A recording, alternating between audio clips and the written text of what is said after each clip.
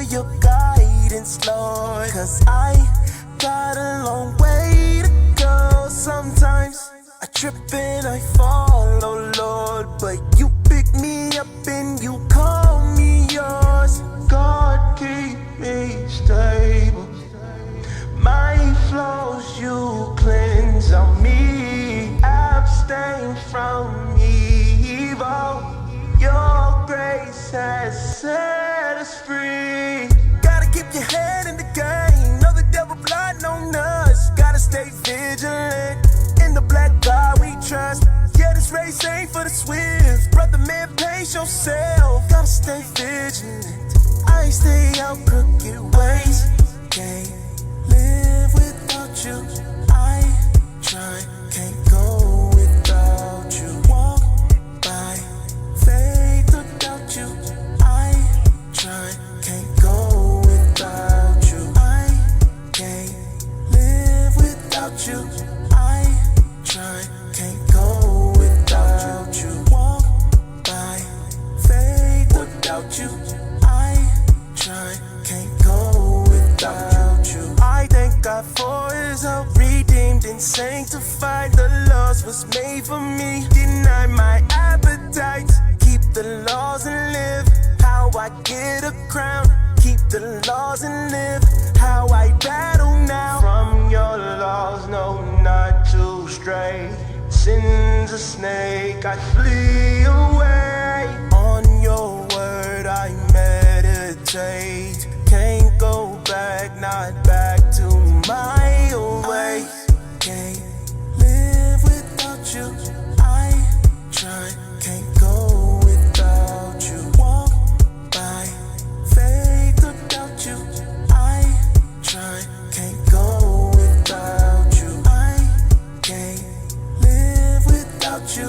I try, can't go without you. Walk by faith without you. I try, can't go without you. I can't live without you. I try, can't go without you. Walk by faith without you. I try, can't go without you. I can't live without you. I try, can't go without you. Walk by faith without you. I try, can't go without you.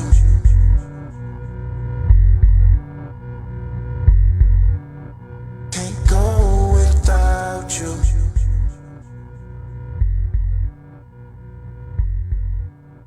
Can't go without you.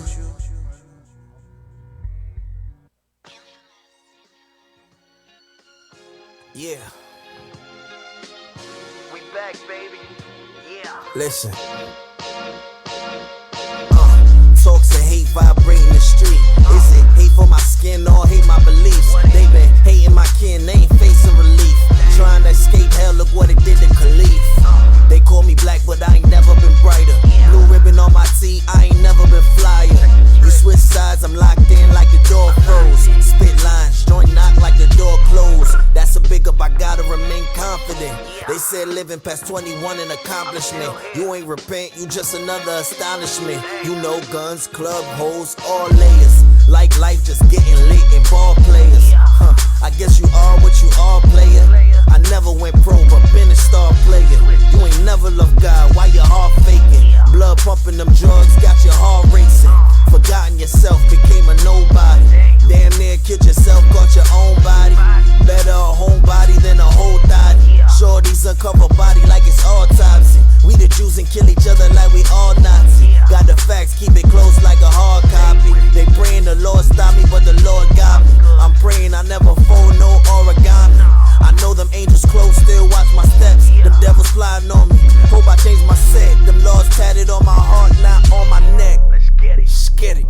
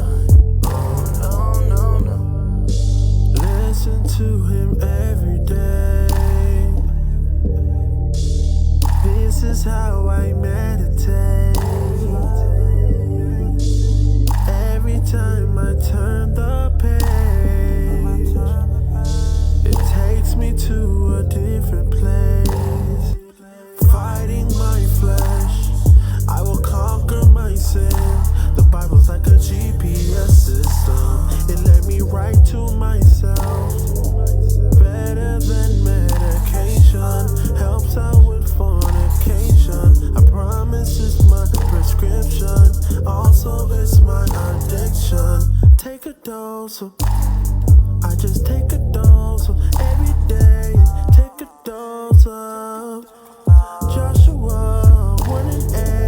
I meditate every day. Repent of all my sins, I pray. Fight everything that comes my way. Never blame God. I never blame God. Meditating every day like I'm getting paid for it. Wisdom lay dormant. Lean out on my own thoughts like a late mortgage. Faith come by hearing like a jury waiting for me. This the world's greatest story. Got our own schools like a bunch of Montessoris. Prayers light up the sky like Aurora Borealis. Boy, oh boy, the chords in this chorus very gorgeous. Wait and see like it's Wake Forest. Pray for us, meditate vibes. Used to stay high, day and night. Now I'm saying say la vie to these lies. I promise you these lines saving lives. Not I, never play God. The crime rate rise if the mind state demise. Watch time as it flies through the eyes of a scribe. I repent of pride. The old man died, but he tried to come alive, facing my Frankenstein. But I remain clay, made by the hands of the one with the say. Weaving through the word crochet till I find me a doorway to the throne of his grace. Still at home, still awake, but I meditate every day. Repent of all my sins, I pray. Fight everything that comes my way. And never blame God. I never blame God.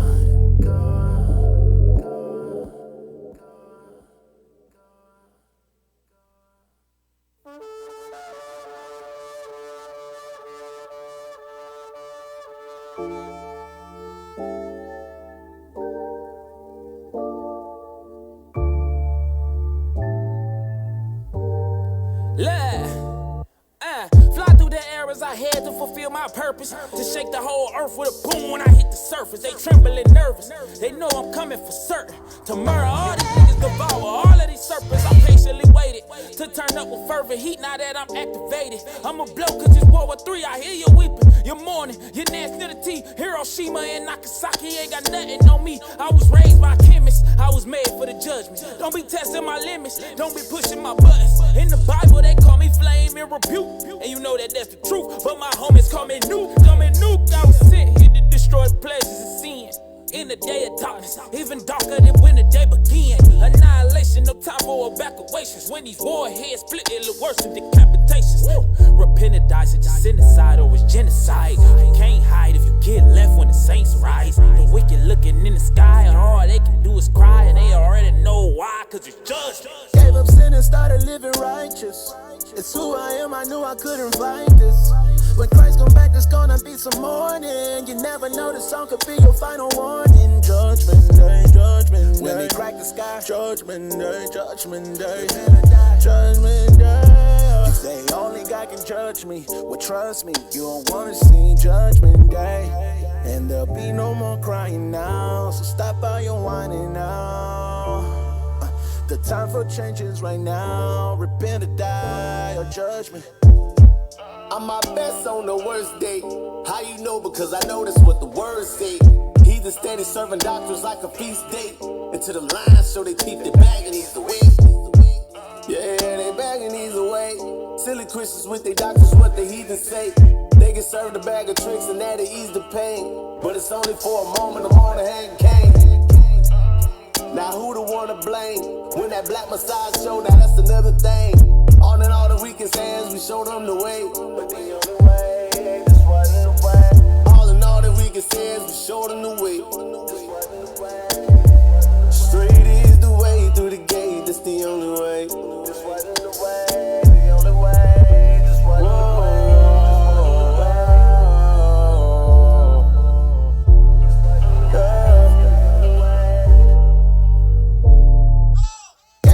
Started living righteous. It's who I am, I knew I couldn't fight this. When Christ come back, there's gonna be some mourning. You never know, the song could be your final warning. Judgment day, judgment day. When they crack the sky, judgment day, judgment day, judgment day. You say only God can judge me, well trust me, you don't wanna see judgment day. And there'll be no more crying now. So stop all your whining now. The time for change is right now. Repent or die or judgment. Gave up sin and started living righteous. It's who I am, I knew I couldn't fight this. When Christ come back, there's gonna be some mourning. You never know, the song could be your final warning. Judgment day, judgment day. When they crack the sky, judgment day, judgment day. Judgment day. You say only God can judge me. Well, trust me, you don't wanna see judgment day. And there'll be no more. Hey, shalom, Israel, Most High in Christ bless. I hope everybody having a decent Monday night. I know Mondays in general be hard for Israelites, back to the plantation, all of that. Filling in for Captain Joel once again, IUIC Arkansas, myself, I am Officer Emmanuel. And as y'all can see, the title says Israelite Woman Put Away Childish Things. A couple of Sundays back, I did a class on a Sunday afternoon called Israelite Man Put Away Childish Things. Because I know in the comments tonight, it's going to be a whole lot of, what about the man? I already covered the man. All right?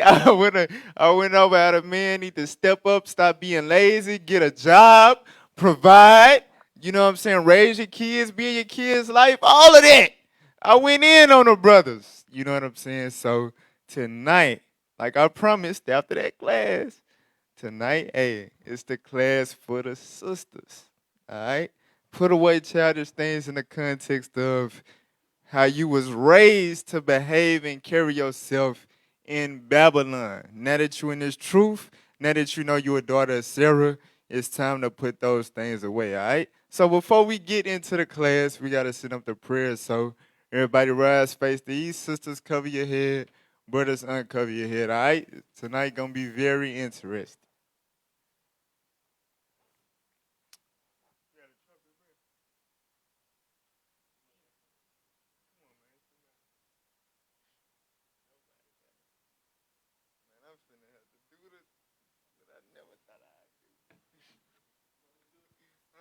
Yes, sir.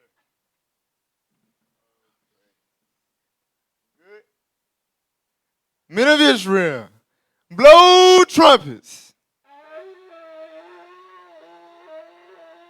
Trumpets down. Dear Heavenly Father, we come to you tonight, give you our thanks, Father, our praise and glory, Father, for putting breath in our body today, Father. Thank you for your grace and mercy upon us, Father. Be gracious unto us in our captivity, Father. Bear with us in our folly, Father, even though we fall short, Father, and make mistakes. Continue to pour your grace upon us, Father, that you may continue to use us as vessels, Father, to push this truth, Father. In the name of your Son, Jesus the Christ, I pray that your spirit moves us tonight, Father, to edify one another, Father, and ultimately build each other up, Father, to repentance, Father, to change, to be more like you want us to be. Let all the men say, and the women say, hallelujah. Hallelujah. Hallelujah. Hallelujah. Hallelujah. Hallelujah. Amen. Okay, all praise to the Most High. So, Israelite woman put away childish things. Let's open up with Ephesians chapter 2 and verse 2. Put away childish things. So I made a statement before the prayer. Put away childish things in context of which was raised to think like, talk like, carry yourself like in Babylon. All right, we got to put that away. Read what you got. The book of Ephesians, chapter 2 and verse 2. Uh-huh. Wherein in time past ye walked according to the course of this world. Right. So in time past, before you found out you was an Israelite, before you found out you was a daughter of Sarah, before you found out the laws of God, that you had to keep them, you walked according to the course of this world. Meaning what? Some of you sisters, you know what I'm saying, was little Cardi B's and Megan Thee Stallions. You know what I'm saying? Some of you sisters, some of y'all was snobby. Like, what's the sister that was on Fresh Prince of Bel-Air? Vanessa, that's her name, you show? Hillary. Vanessa, what are you talking about? Hillary. So, different little personalities. Some of y'all was snobby. Some of y'all was thotty.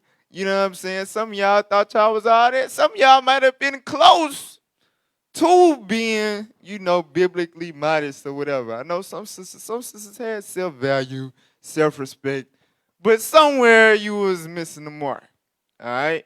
All of us, before we came into this truth, was walking according to the course of this world, meaning how Esau designed for the so-called blacks and Hispanics to walk in their world, in their nation. Read on. According to the prince of the power of the air. Right, according to the prince of the power of the air, meaning a person that controls the airwaves, the media, what comes out on your television, what you see when you scroll down your phone, your timelines, and things of that nature. We lived according to the prince of the power of the air, according to what we was taught on TV, the internet, so on and so forth. Read on. The spirit that now worketh in the children of The disobedience. same spirit that's in the sisters, that's in the streets and in the world, on World Star and all of that, the same spirit was in you before the spirit that quickeneth entered into you. You know what I'm saying? That same spirit was in you. Read on. Among whom also we all had our conversation in times past. Right, among these people we had our conversation. All right, we used to talk, we used to chop it up with these females that didn't have no self-value, that didn't have no regard, no self-respect, things of that nature. Them used to be your best friends. Them was your besties. That was your circle. All right? That's what the Bible is saying. We had our conversation amongst them in time past. Read. In the lust of our flesh. And the what? In the lust of our flesh. Read. Fulfilling the desires of the flesh and of the mind, and were by nature the children of wrath. Right, so by nature we was the children of wrath. Why? Because we wasn't taught the laws of God. We had discontinued from our heritage.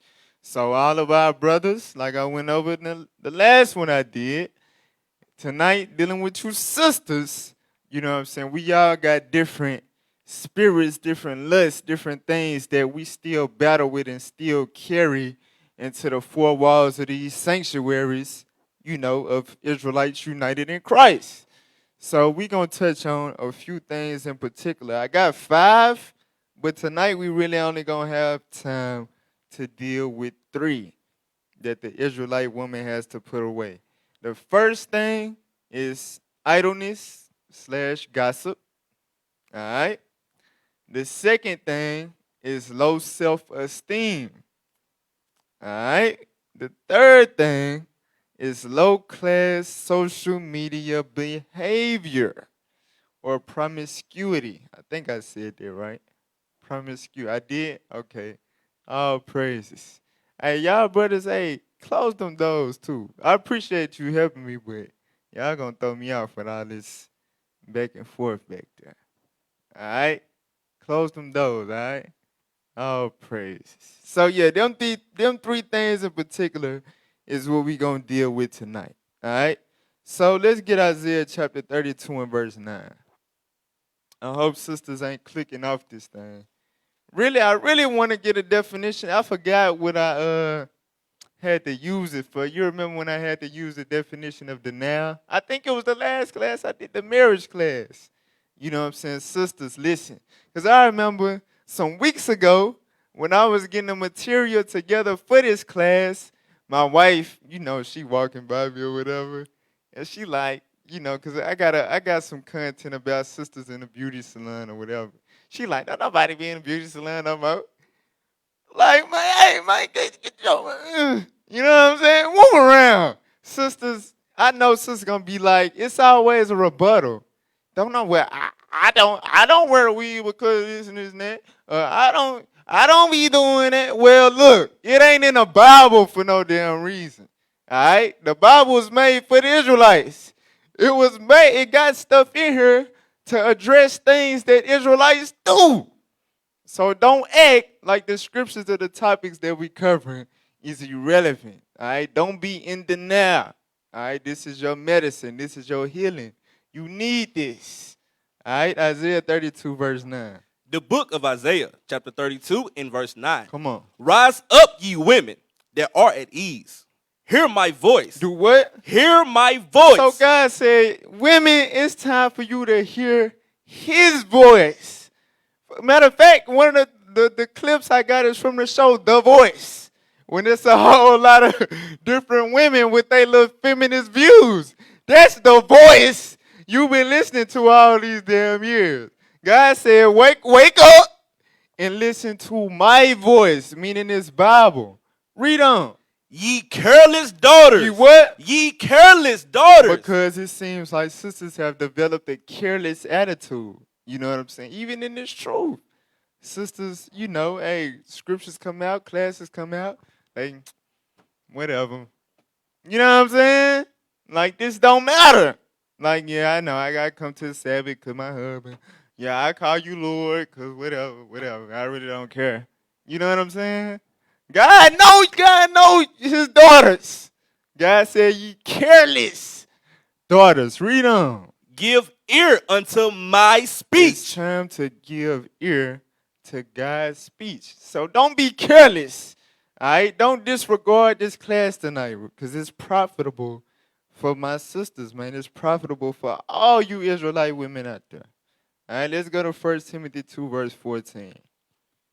For real. I hope sisters ain't thinking, well, I'm finna go on and smash it. Because Deacon Malachi, all the leadership at some point didn't smash this. But I know one of the classes when we was all on quarantine, I think it was, I forget, but he had brought this out and made the point and emphasized, because sisters get that thought like, okay, you know, I got my hair wrapped, I got my fringes, I got my dress, I'm showing up to the Sabbath. I'm good. I'm married to an Israelite. I'm good. But no, that don't mean that you good. So let's prove that. Read what you got. 1 Timothy 2 and 14. The book of 1 Timothy, chapter 2 and verse 14. Uh-huh. And Adam was not deceived, but the woman being deceived was in the transgression. Right. So it's talking about Adam and Eve, right? It said Eve was the one that was deceived by Satan, and she was the one that was in the transgression. Like the precept in Sirach say, through woman came the beginning of sin, and through her we all die. What do that mean? Hey, women, you know the Most High just using y'all to reproduce right now, but in the kingdom, he gonna wipe y'all ass out because y'all ain't know damn good.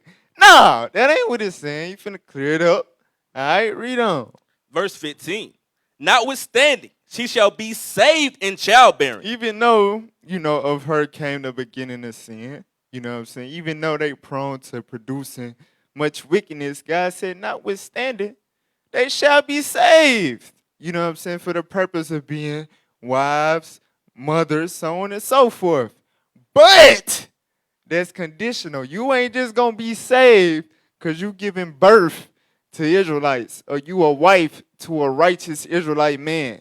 There's an if there. Watch this. Read on. If they continue in faith and charity and holiness with sobriety. Right. So it's conditional. Your sister's going to be saved. Yes, if you wear your hair wrap. Yes, if you wear your dress.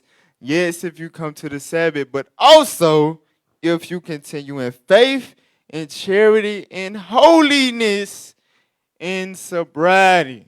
So this goes into conduct. You know what I'm saying? There's laws and certain things that you got to follow. You ain't good just because you know, you an Israelite wife, Israelite mother. All right? So from there, let's deal with the number one childish thing our sisters got to put away. Idleness and gossip. Let's go to Titus chapter 2 and verse 3. Titus chapter 2 and verse 3. The book of Titus, chapter 2 and verse 3. Uh-huh. The aged women, likewise, that they be in behavior as becometh holiness. Hey, you know what's crazy, bro? Watch this. Read on. Not false accusers. Okay, so the Bible is addressing right now at the top of this verse, aged women, right? So, you know, it's funny how God comes straight out the gate. The first thing he say, the aged women can't be is false accusers. A lot of people, they probably like, okay, right, you know, whatever. But recently, I encountered in the congregation here, you know what I'm saying? You had sisters, aged sisters. I hope they watching. Somebody share this to the aged sisters in IUIC Arkansas. I hope y'all watching, because this was really supposed to be a Sabbath class, you know what I'm saying? But it got away from y'all. All right? But we had some aged women falsely make false accusations. Let me see if I can tell the story without being too. So basically, let me put it like this. We got an aged single brother in the body, right? An aged single brother. This aged single brother doesn't show mutual interest in an aged single sister. So this aged single sister doesn't like that their brother doesn't have mutual interest. So this aged single brother was on security. This aged single brother used to escort sisters, just like, that's their job. All right, he'll escort another single sister who was not so aged. All right, and so sisters saw that, the aged single sister saw that and communed with her fellow aged sisters that, aren't single or whatever.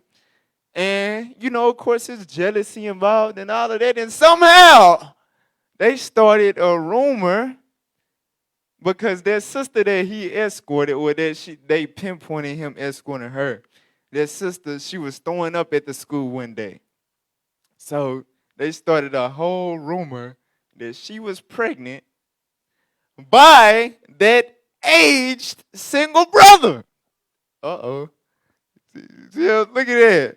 So, when that happened, I was like, damn, like these sisters too damn old for that. But God saying the same thing. God said, look, you aged women, y'all too old to be starting rumors. You know what I'm saying? And false accusations. That's the first thing it say pertaining to the aged women. It's funny that it say that though. What word do you got on the side of that in your 1611? If I'm not mistaken. Don't you got the two lines by that? Yes, sir. It say what? Or make baits? Make baits. So on the side of false accusers, on Titus chapter 2, verse 3, it has a word, make baits, to further explain the meaning of false accusers in that verse. Can we get that up on the screen real quick? Make baits. Let's get that on the screen. Yeah, that ain't no Negro word right there. Make bait. All right? So the definition of make bait is one that excites contention and quarrels, meaning strifes and arguments, right? Basically, they was trying to stir something up to get the brother in trouble, to make it seem like the brother was in the midst of fornication. You see what I'm saying? That's the purpose of them falsely accusing their brother.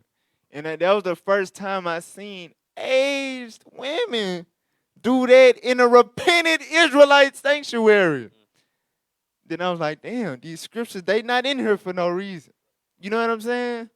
They not in here for no reason. So let's go back to Titus 2, verse 3. Not giving too much wine. Uh-huh. Teachers of good things. All right, so let's get the Urban Dictionary definition of messy. Because this is the Negro word that we all know. The archaic one is make baits. The one that we know, especially in the South, is messy. This what these aged sisters was being right here. Read definition number 2, right there. The definition of messy, UrbanDictionary.com. 2, a person who is creating drama. A person who creates drama, meaning make stuff up to stir up drama, to cause problems, cause issues, try to get brothers to lose their rank because they don't want to prove your aged self. All right? Keep going. has a big mouth. Has a what? Has a big mouth. Has a big mouth. Always got something to say and will say anything. Read on. Or never minding their own business about the situation. So this is a person that's messy. They never minding their own damn business. Why is you even observing the brother escorting a sister? You know what I'm saying? She a single sister with kids.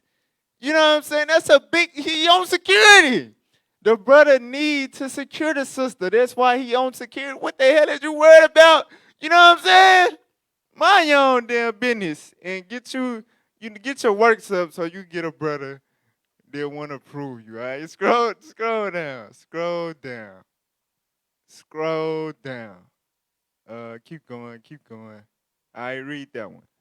Messy. Person who is always starting or act of creating drama or problems. Person who always starting something. Y'all know that word. Y'all know we be using that word. Don't play. Keep going. Read number 3. Keep going down. All these accurate. Read that. All up in other people's never minding your own business. Never minding your own business. Let's get number 4 now. Let's get number 4. Go ahead. Somebody that is two-faced. I like this. This will add another element to it, right? Somebody that's two-faced, meaning in your face, shalom, sis. Most High Christ bless. Then I go to they messy friend.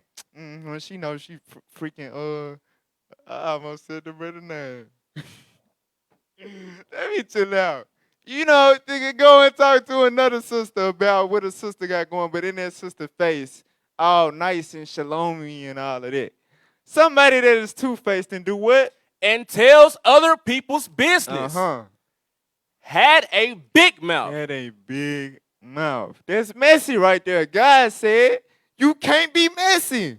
My daughters can't be messy, but we see that still in our congregations, even with the aged women. Talking about silver hair. Talking about drive Buick, Lexus. You know what I'm saying? You know, the aged women. It's crazy. Go to Sirach 21:25. Sirach 21, verse 25. Hey, the Bible talk about us, y'all. The Bible talking about us. The Bible is for us. For real. Let's see what God say about being messy. Read. The book of Sirach, chapter 21 and verse 25. The lips of talkers will be telling such things that pertain not unto them. The lips of talkers will be telling such things that don't got nothing to do with them. What is that called? Being messy. We just read it. All on the Urban Dictionary. We just read it. God said you a talker. That's tale-bearing. That's a sin. Read on. But the words of such as have understanding are weighed in the balance. But the words of them that have understanding are weighed in the balance, meaning you're going to consider how what you says affects the next person. You see what I'm saying? How it affects the person that you're speaking about. How it really affects your reputation. You're going to weigh these things in a balance if you have understanding. From there, let's go to 1 Timothy 5 and 13. Remember, we're dealing with idleness and gossip. Idleness and gossip. Read what you got.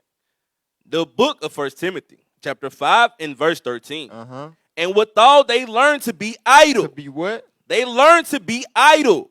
Let's get the definition of idle real quick. So in particular right here, this is dealing with single sisters. Sisters that's not married. Even though it's some married sisters that do this. You know what I'm saying? They struggle with this. Let's read that. The definition of idle, google.com, of a person avoiding work, lazy. A person avoiding work, lazy. Meaning you got work, you got things that you could be doing. You could be productive in the work of the Lord, tending to your household or whatever, but you avoiding work and you lazy. Synonyms: slothful, work shy, shiftless, inactive. You know what I'm saying? So good for nothing. Damn. good for nothing. Okay. So it said that a lot of single sisters learn to be idle. You can get it out the screen now. A lot of single sisters learn to be idle because I guess, they ain't got no husband to, do put in all the work for or whatever. Even though you got a body, you got the men in the body, like you read about our foremothers that served the disciples and all that. But I don't know, I guess sisters don't know nothing about that. Sisters don't know them scriptures. They not coming out in, the after Sabbath circles of what I don't know. I guess not. Sisters, like we read in Isaiah 32, careless. One in, going one ear out the other. Maybe that's what it is. Probably is. Because I know Mother Shamara and them, they be going in. Deacon Asap's wife, they be going in. So I know it's probably just the one in at the other factor. But go ahead, keep reading. Wandering about from house to house. From where? Wandering about from house to house. Wandering about from house to house. One day you at so-and-so house. The next day you at so-and-so house. You always at somebody different house. You know what I'm saying? So what the hell you think going on when these sisters going from house to house? Let's see. Read. And not only idle. Not only idle, meaning you ain't going over their house to do work to help them with their garden or to help them cook or to help them sew. That ain't why you going over their house. But rather what? But tattlers also. But what? Tattlers also. But tattlers also. Let's get the definition of tattle. Let's see what sisters doing. Well, I ain't going to say all, but a lot of sisters be doing when they go from house to house. Going from different sisters' houses. Read that. The noun one. Okay. Uh-huh. The definition of tattle, google.com. Uh-huh. Gossip. Idle talk. Gossip or idle talk. Hey, bruh. Hey, bring me a, you know what I'm saying? All right, so gossip or idle talk. That's what sisters doing when they going from house to house. They giving reports, more often than not, false reports of things that don't even pertain to them. Hearsay, rumors, chit-chat, scandals. Okay, you get to get that off the screen now. Let's finish this script. Speaking things which they ought not. And it's things that is forbidden by God to talk about. I can only imagine. I don't even want to throw stuff out there. You know what I'm saying? Of what sisters might be talking about. Sisters with fringes and hair wraps. I'm telling you, we not no fools up here. All right? We not no fools, man. We be knowing some of you sisters ain't right. All right? And it come from the spirit, the same activity that you was doing in the world. You trying to carry that into the truth. Let's get that clip. The voice. Y'all got the timestamps on that? Y'all got the timestamps on it. Do they hear me? Okay. All praises. And if y'all watch the radio show this Sunday, man, IT, golly, boy, Lord have mercy on Arkansas IT. All right, y'all got that? Okay, I'll pray. Uh-oh, sound.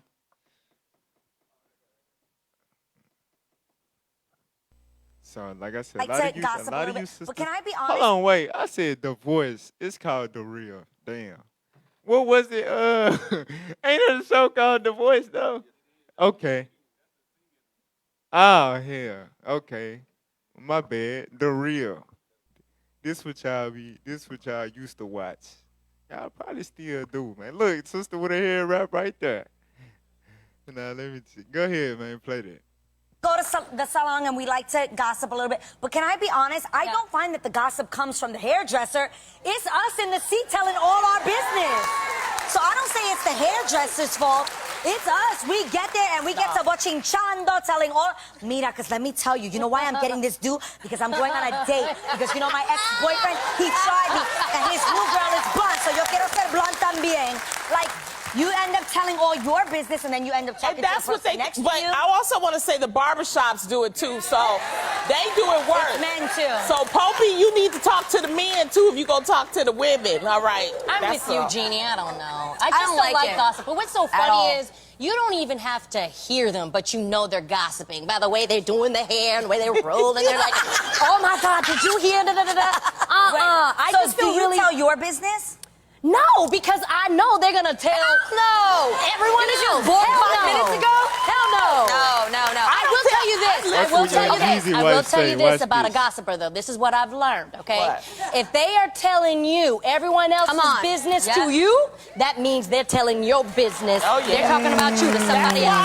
That's why I don't why like I gossipers. lie So about my true. business. I ain't got a problem. Okay, You I tell live them my what you life. want them to tell everyone. Exactly. I'm just gonna say this really quick too. Remember, if Don't you like a are, gossiper. even if you sat there and you didn't say nothing, if it gets around that Bethany was talking about Cindy and who else was sitting there, you, then you are part of the gossip too. Yes. So Ooh. just bad. remember, It's just not a remember bad though, thing. that you're a It's God not don't like by gossip.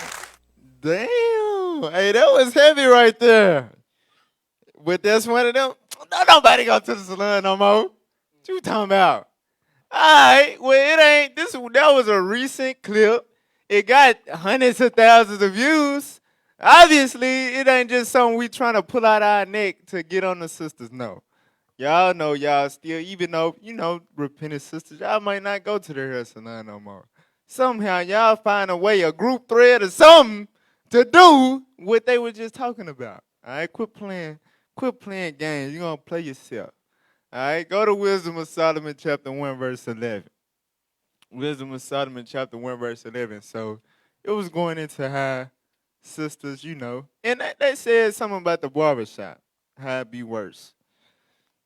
Let me see. From a movie. Yeah, that's where they get that from. I say this. Maybe in some barbershops, brothers get down like that. I don't know. You know what I'm saying? I never experienced it getting too personal. I can say, brothers talking about who different women they smashing or whatever, which is wrong as hell, evil, wicked, all of that. I'm saying brothers in the world. But majority, it be about sports. It be about rap. You know what I'm saying? The same stuff y'all be seeing on Facebook, brothers debating on who the best rapper, East Coast versus. That would really be going on in the damn barbershop. Brothers don't be just talking about, another job a brother got or how much this brother making or what brother got fired. Man, brothers don't be doing that like that. You know what I'm saying? So sisters, man, just humble down and take what's y'all's. All right? Wisdom of Solomon chapter 1, verse 11. Now this dealing with when sisters be gossiping about other people's lives. All right? Read what you got. The book of the Wisdom of Solomon, chapter 1 and verse 11. Come on.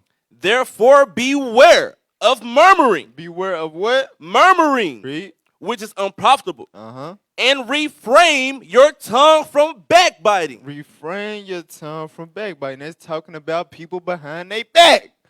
God said refrain from that. If that person is not there in the presence of you talking about them, refrain from talking about them. Read on.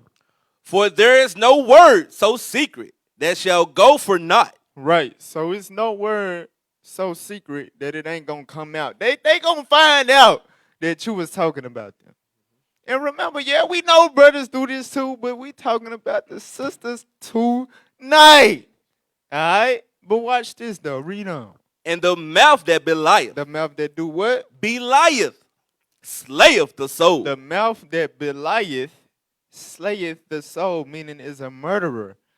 What is the two lines in your Bible that it got the word on the side? What does belieth mean according to your Bible? Slanderous. It say what? Slanderous. Slanderous. Okay, now we know Belieth. What's it talking about, lying? Somewhat.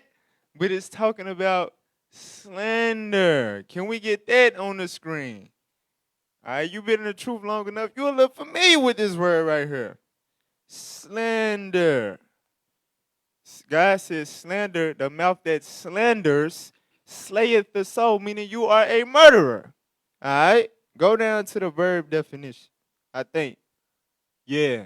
Watch this. The definition of slander, Google.com. Verb, make false and damaging statements about someone. Make false and damaging statements about someone. Like, so-and-so pregnant by so-and-so. You know, you ain't got no proof, no evidence. You ain't seen them make no physical contact. But since she came to the school and threw up, and you seen everybody escorting her. Oh yeah, she taking it. You know what I'm saying? She let him hoe her out.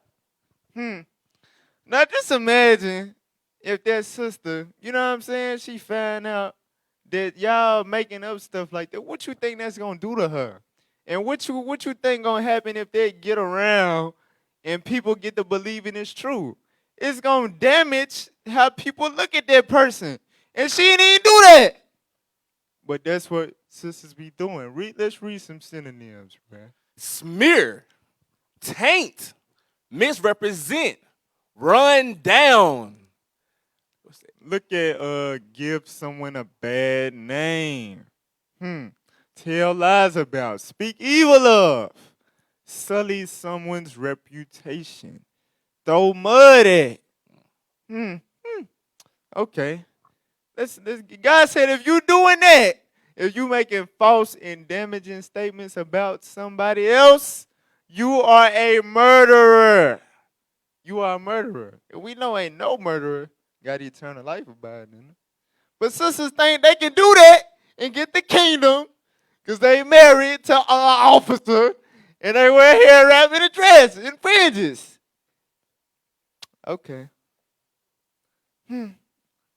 Proverbs 10 and 18. Proverbs 10 and 18. Watch this. The book of Proverbs, chapter 10, and verse 18. Come on. He that hideth hatred with lying lips. He that do what?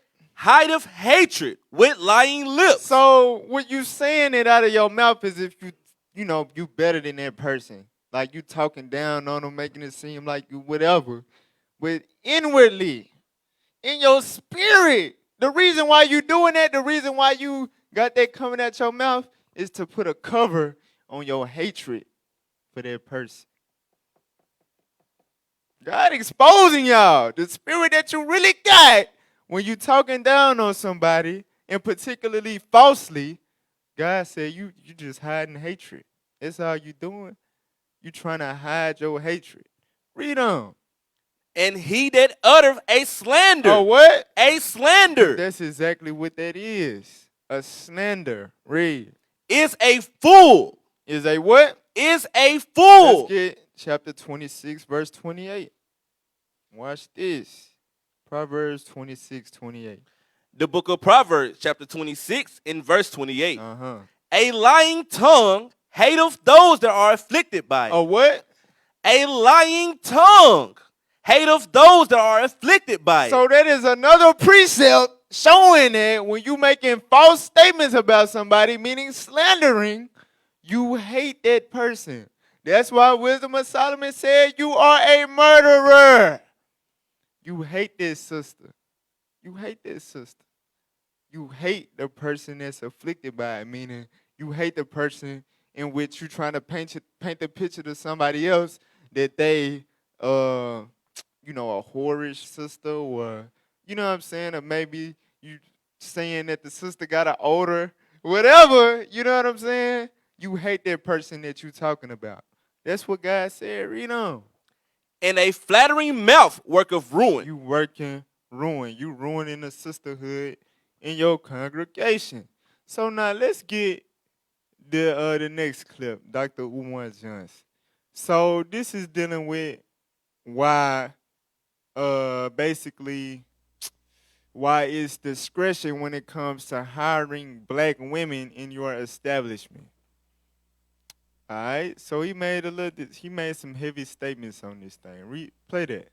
And the biggest challenge that I have, and that any man has, Mrs. Blue, is number one, the women. And what I mean by the women, not in terms of a sexual attraction issue, but in terms of a confidentiality issue. I'm just going to be honest. And I can say this. I've been dealing in organizations since high school. A lot of black women can't keep their damn mouth shut when it comes to organizational business. Let's talk about that. It's a big problem. I want you to really kind of spell that out, because I think it's important that we hear this from you and that we hear what the problem is when it comes to sisters working. All right. So, this heavy right there. He said he been dealing in organizations since he was a youngin'. You know what I'm saying? And he always seen it. It was always a problem with black women pertaining to confidentiality. They can't keep their mouth shut when it come to business. That's what somebody in the world said. Let's see what God said. Let's go to Micah 75. God say, because remember, this is a man. He's saying, as a man, we got to be careful how we deal with women in our establishment because they have an issue with confidentiality. You brothers that's married, that's showing you that it's something about black women that God trying to, even your real, even the one that come from you. God said you got to use a certain level of discretion with it. What? Read what you got. The book of Micah, chapter 7 and verse 5. Come on. Trust ye not in a friend. Put ye not confidence in a God. Come on. Keep the doors of thy mouth from her that lieth in thy bosom. What woman lies in your bosom? Your wife, right? Your other half, your real. God said, keep the doors of your mouth from her that lies in your bosom. Meaning what, brothers? You can't tell your wife every damn thing. You can't tell your wife a lot of your business. Why? Because, shalom, sis. Shalom, sis. How you doing? Well, I'm just feeling a little, Oh, what's wrong, sis? What's going on? Well, my Lord just told me that at work, his supervisor, You know what I'm saying? That's what God said. Look, you gotta be careful, brothers, because it's just something about our women. They have an issue with confidentiality, even with their husband, with their Lord, the Lord of their house. They got an issue with keeping things confidential. Let's get Sirach chapter 19, verse 7. Let's see, you know what I'm saying, if confidentiality is even permitted in the Bible. Let's see, read what you got. The book of Sirach, chapter 19, and verse 7. Rehearse not unto another that which is told unto thee. God said, don't rehearse unto another what's told unto you. Read. And thou shalt fare never the worse. And you're going to be all right. Read on. Whether it be to friend or foe. Read. Talk not of other men's lives. Talk not of other men's lives, even your husband's life. Yeah, the two shall be one flesh, but that don't mean that you can tell his business along with your business to your damn friend or your counselor. Yeah, I said it. Because sisters think that when they got a counselor of 1,000, because, it could be something you trying to work on your marriage, you trying to get advice or whatever. That don't mean you tell your counselor very intricate details that pertain to your husband that he did not permit for you to tell to their sister. But sisters be doing it, though. You got to think, bruh. And you already know the same thing apply with the counselor. Who you think laying beside her while she counseling you? Her husband. He probably a leader. You know what I'm saying? Now he hearing things about, you see what I'm saying? And if you just emotional or you talking about something you don't really know what the hell you talking about, you damaging your own husband, reputation possibly. You know what I'm saying? You giving people, cloudy views about your spouse, your own household. You see what I'm saying? God said, look, whether it's your friend, whether it's your enemy, don't talk of other men's lives or sisters' lives. Don't do it. Read. And if thou canst without offense, reveal them not. Come on. For he heard and observed thee. That person that you talked about, he heard and observed you, read. And when time cometh, he will hate thee. When he find out and it's made manifest, guess what's gonna happen? You gonna lose that person's trust.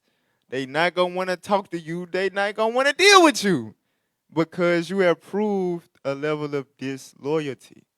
You see what I'm saying? That's what the context of confidentiality. We ain't talking about sin.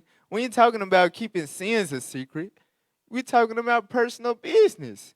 Stuff that go on in people's lives that everybody don't have to know about. God said, look, when you disclose that information, when it's not permitted unto you, you're going to lose the love of their brother or sister. Sisters don't be thinking about that, though, because they just have that urge to just, you know what I'm saying? For real, speaking in tongues on the damn phone, all right, with your friend. Keep going. Verse 10. If thou hast heard a word. If you have heard a word, what you supposed to do? Let it die with thee. Let it die with you. I mean, you know what? Take it to the grave. That's what God say that. That's in the Bible. You see what I'm saying? If it was told unto you to keep it confidential and it's not a sin that got to be brought forth, you supposed to take that to the grave. That's why the Bible say prove a friend. You know what I'm saying? They're just like how young Jeezy Moabite wife on the is it The View or the what was it? The what? The talk, the voice. No, it ain't The Voice. It was the something. I forgot already. But what they say? Just like young Jeezy Moabite wife said, she said, look, if you in the shop while so-and-so talking about so-and-so, you know what I'm saying, you guilty by association. You know what I'm saying?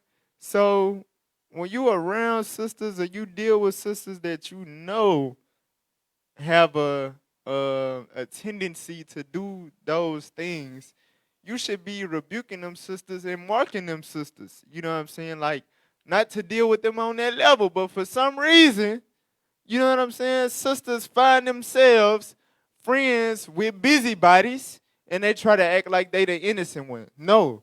You guilty by association. That type of stuff, you supposed to be shut down. I be damn, my wife.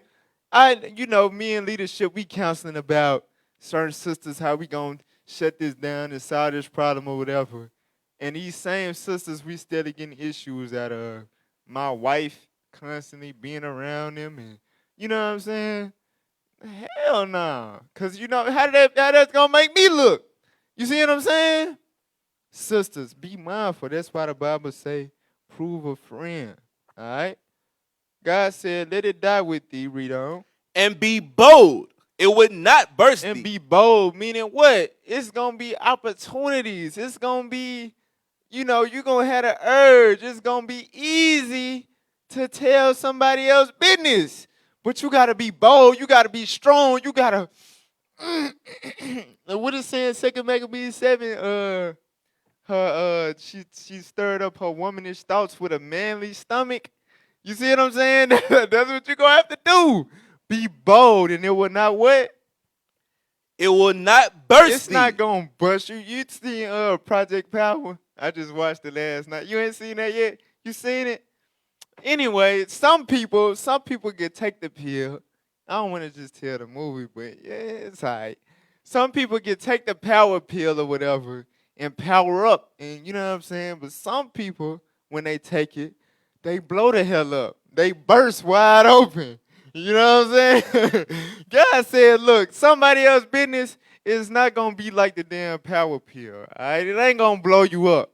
You know what I'm saying? And you ain't going to explode because you got something that you know about somebody and a conversation would be fitting for you to say it. No. Be bold, hold it down, keep it confidential. That's what God said. All right? Let's play that video, this simple phrase. This was a heavy video. This is people in the world. You know, in Luke 16, it say, the children of the world be wiser than the children of light. For real. Play that. Watch this. In a respectful and mature society. Gossip Yet it does has, exist, hold on, wait, and unfortunately, adults are usually the one who are... Go back to second number 00. All right, gossip has no place in a respectful and mature society. That's exactly what your Israelite congregation supposed to be. Respectful and mature.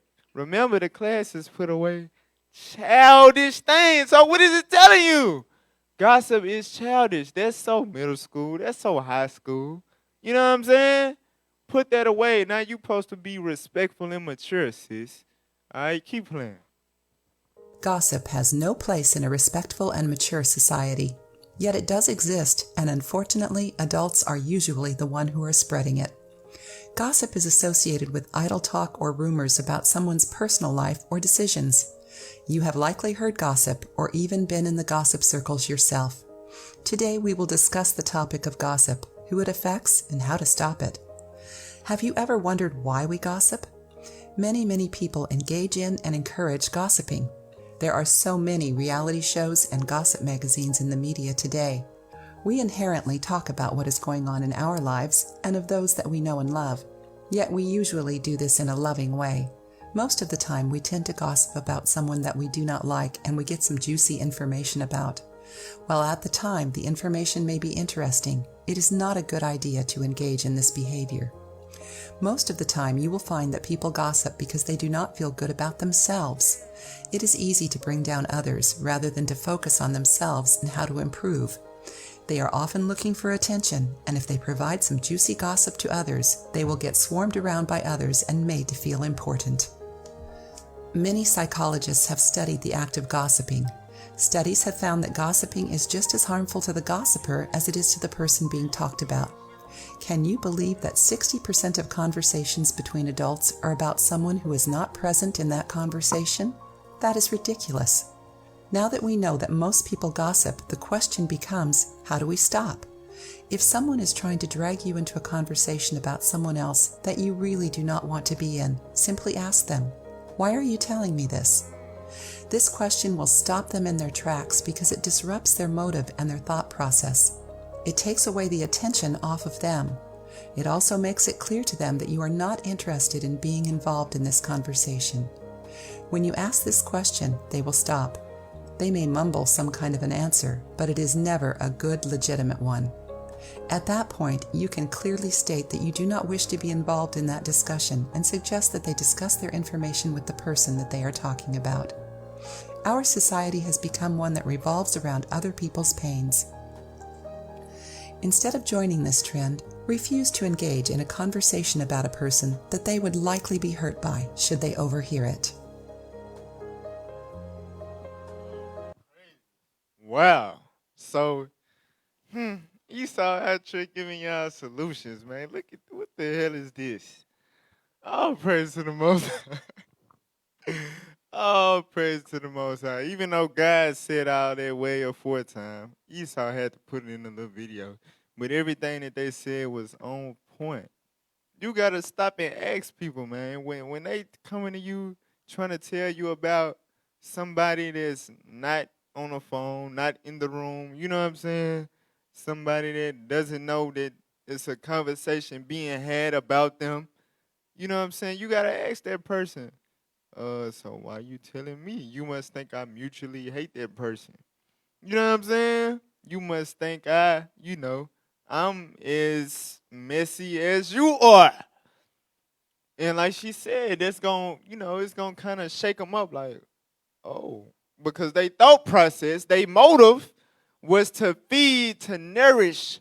Let's get that in Sirach 28:5. I don't have this written down, but this one of the scriptures I always kind of meditated on, like Galatians chapter 5 and verse, I want to say 15. We can't bite and devour one another. Like, when you bite and devour, those are terms associated with eating. You know what I'm saying? So when you biting and devouring people, it's talking about backbiting. It's funny how that term, backbiting, you know what I'm saying? It's associated with terms that's familiar with eating in another corner sense. You know what I'm saying? Watch this. Read that. The book of Sirach, chapter 28, and verse 5. Uh-huh. If he that is but flesh nourish hatred. If he that is but flesh nourish hatred. to nourish something or yourself is to what? It's to eat, it's to drink, it's to consume with your mouth. Excuse me. So, by biting or backbiting and devouring your sister, what are you feeding? Are you feeding your spirit? Are you feeding, you know what I'm saying? No, you're feeding hatred. You nourishing hatred. You building hatred up. You making it stronger. You making hatred grow within your spirit. When you backbiting, when you being messy, when you slandering, you feeding hatred within you. You giving Satan more strength to use you as a vessel. You becoming a damn synagogue of Satan. You know what I'm saying? All right, so enough of that.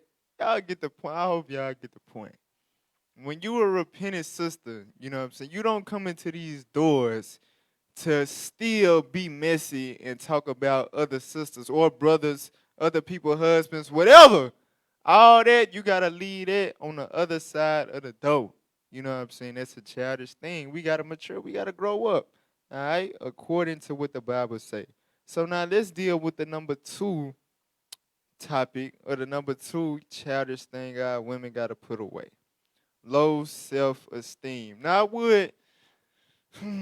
I was going to go into, you know, how sisters be wearing 10 pounds of makeup and all that, but I ain't going to go there tonight. Because, you know, it's sometimes the Bible, let's get Jeremiah 4:30 real quick. Because I don't want sisters to be like, he don't know that's in the Bible. I know it's in the Bible. I know it is. Let's read it. Read what you got. The book of Jeremiah, chapter 4 and verse 30. Come on. And when thou art spoiled, what wilt thou do? Come on. Though thou clothest thyself with crimson, though thou deckest thee with ornaments of gold, though thou rentest thy face with painting. Though thou do what? Rentest thy face with painting. In vain shalt thou make thyself fair. In vain shall you make yourself beautiful. So it's telling you why people was painting their face. Modern day, it would be, what's the pad, you doing all this, and sisters really do be painting their face. You know what I'm saying? I think I done made a scroll and seen some damn makeup tutorial type stuff. Your sisters literally be painting they really do be painting now that I think about it. Especially the eyebrow stuff. It be paint. Guys, you painting your face, in vain shall you make yourself fair or beautiful. Because, read on. Thy lovers will despise thee. So that's going into how we was trying to impress the heathen and going into idolatry and all that, forsaking God with doing the things that we was doing. So God ain't getting on makeup per se, but it is mentioned in a, you know, kind of negative light, you know, whatever. But anyway, it's in the Bible. It's something that our women did do. You know what I'm saying? But just the root of that, you know what I'm saying? Because God didn't make you with makeup on. You know what I'm saying? The root of that more often than not, you know, on feast days and all that, you want to, hey, be beautiful, do your thing. But, you know, just overly and excessively and all the damn time and all of that, there's a low self-esteem issue there. I done seen it plenty of times throughout my young years. I have seen it. But we going to primarily deal with weave. Ooh, I know sisters finna hate me. Ooh, I know sisters finna hate me. Now, look, I got 4 sisters. You know what I'm saying? All my sisters, you know, they beautiful. They are. You know what I'm saying? I just said that to say, like, I've grown up with women. You know what I'm saying? I've grown up with my mama, my grandmas, my aunties. You know what I'm saying? I've grown up with women. So I know, you know what I'm saying, the 2, 3, I know the struggle with the flat iron and you burn me. I know about all that, the perm, you know how you see my little cousin walk around with all that white stuff in their head. I'm like, what that do? It taste like something? You know what I'm saying? I done seen all this. I done seen the struggle of our sisters, Israelite sisters, of course, not knowing who they are, go through hell and high water to alter their God-given hair. You know what I'm saying? Look, listen, now that you came into the truth, you understand that you made in the image of the Most High God. You chosen, you special. God selected you to have that hair. You know what I'm saying? We gotta do better, sisters. Let's get that in Wisdom of Solomon 13:3. You gotta think of what you psychologically saying, you know what I'm saying, when you try to alter that stuff. You trying to basically correct God. You know what I'm saying? You trying to edit what God made as if he needs an editor. Right, watch, read what you got. The book of the Wisdom of Solomon, chapter 13 and verse 3. Watch this. With whose beauty, if they being delighted, took them to be gods. Let them know how much better the Lord of them is. Let them know how much better the Lord of them is. Talking about the Most High. Watch this. For the first author of beauty have created them. So God is the first author of beauty. So when he authorized, remember the Bible say we fearfully and wonderfully made. You know what I'm saying? Meaning he took his time to make your hair follicles that certain way with that kink. You know what I'm saying? Why? Because he got it. Let's get that. Daniel 7:9. Y'all sisters, y'all should know these basic things, these basic principles. But we got to bring it out to, you know what I'm saying, make y'all mind snap back in the right place. All right? Should have had a VA. I'm going to give you V83 precepts. All right? Call these V83 precepts tonight. All right? Read what you The book of Daniel, chapter 7 and verse 9. Come on. I beheld till the thrones were cast down, and that Ancient of Days did sit. The Ancient of Days, talking about the Most High. Because you can't trace his beginning. He's before days. Read on.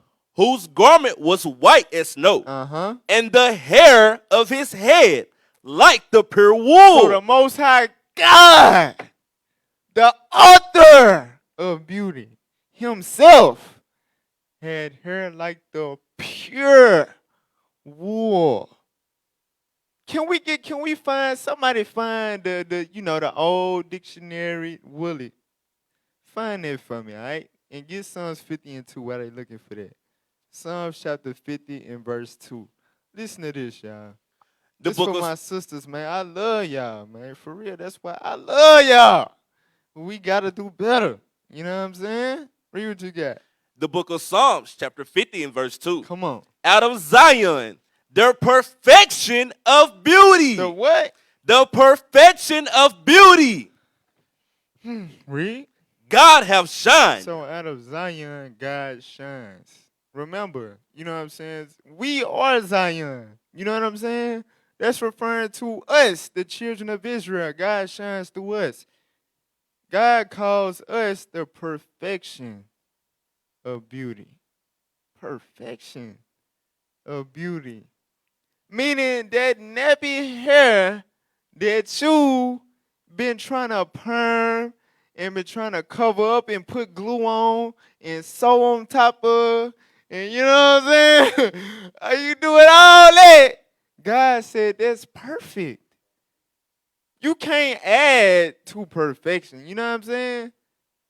The only thing you can do to something that's perfect is take away from it. So by you doing all of that, to your hair, altering your hair, sis, you trying to change something that God said is perfect. It's perfect beauty. But we not taught that. But we gonna get into that though. Let's go to Judah 10 and 19. Y'all got that old definition yet? All right, pull it up real quick. Remember it said the Ancient of Days, the Most High God, got hair like the pure wool. The pure wool. Let's get that. Watch this. Read. The definition of wool, dictionary.net. Not the one that's highlighted. All right, 1999. The soft, fine, curly hair which covers sheep, goats, etc. Thick, crispy, curly hair as of a Negro. So this is the 1919 definition of woolly. Before the white man say, oh, no. Because they going to match it up with the Bible and all that. Let's change it up. That's before they was confident that Negroes would actually read the dictionary in the Bible. You know what I'm saying? They slid that in there. Thick, crispy, curly hair as of a Negro. So woolly hair pertains to Negroes, meaning God got hair like a Negro, meaning if people saw God, they'll be like, who is this nappy-headed black dude sitting on his throne? And that's the same hair that you blessed with, sisters. You blessed with this. All right? You blessed with this hair. Let's go to Judah 10 and 19. So we know, hey, what no damn weaves, what nobody killing goats and taking their hair off to put in their damn, sewing their damn hair. You know what I'm saying? That wasn't going on back then. So we finna see how the nations looked at our sister that had pure woolly hair. Let's see. Read what you got. Judah 10 and 19. The book of Judah, chapter 10 and verse 19. Watch this. And they wondered at her beauty. They did what? And they wondered at her beauty. They wondered at this beautiful black woman's beauty. Read on. And admired the children of Israel. They admired the whole entire nation because of the beauty that this sister had. Read on. Because of her. And everyone said to his neighbor, who would despise this people that have among them such women? So wait a minute. So these men, you know, these heathen nations, they said, who in the hell would even want to lay a hand on these people that got women so beautiful? You know what I'm saying? With that puffy, kinky, you know what I'm saying? What's some more words for it? Because, you know, people think nappy is negative. That woolly, you know what I'm saying? That hair in that head, man, it is, who would hate that? They damn self. That's crazy. That's witchcraft. They gotta be a magic trick. If you got other nations that don't got that type of hair saying, who would hate, you know what I'm saying, a nation that has sisters that beautiful with that hair in their head? How the hell could you yourself despise that hair? You know what I'm saying? It gotta be some abracadabra witchcraft going on. It gotta be. Read on. Surely it is not good that one man of them be left. You got to kill all the men in that nation. Why? Who being let go might deceive the whole earth. All they got to do is go through all the territories of the world and bring their women, and everybody just going to get their land up to them. That's how beautiful our women was with their woolly hair in their head. Let's get the quartz Africa. Now, mind you, this really like a new thing in the earth, man. Our sisters not loving or valuing their woolly hair. It's a new thing in the earth. Believe it or not, the heathens was always jealous. The same hair that you think is, oh, it's too hard to manage and it be looking crazy. The same hair. Hey, the nations wish they had it. Let's get that quartz Africa. Yeah. Scroll down to the paragraph that started the fascination. Scroll down. Okay. Scroll down right there. You see it? This fascination. Yeah. Quartz Africa. This fascination with the texture of black hair. Please don't call it ethnic. It's not new. So the fascination, because this article was based on, I think it was a school in South Africa, you know, with the, you know, the part that they colonized, in which they was trying to say, make it a rule that you couldn't wear, the women couldn't wear their natural hair to school. So it said this fascination with this texture of hair is not new. Read on.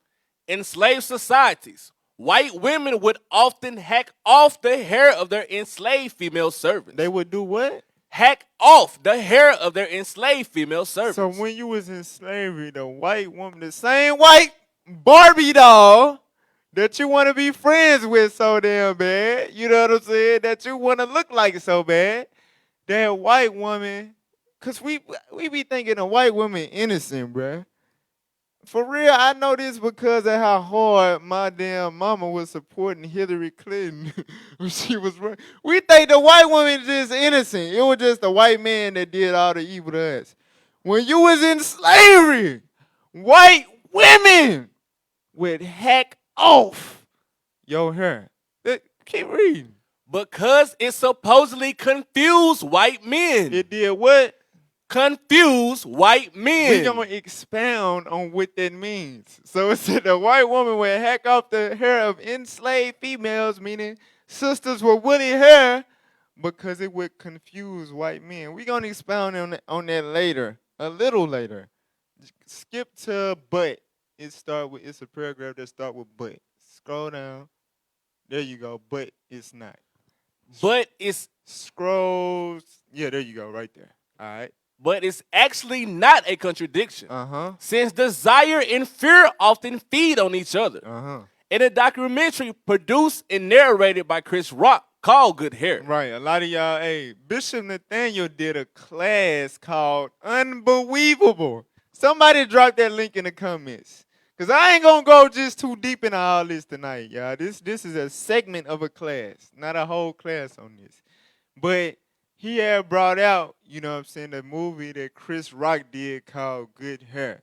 Y'all, somebody drop the link to that Unbelievable class. But keep going. The comedian Paul Mooney states it plainly. If your hair is relaxed, white people are relaxed. If your hair is relaxed, meaning permed, white people are relaxed. Read on. If your hair is nappy, they are not happy. If you wearing your hair in its natural state, they can't stand it.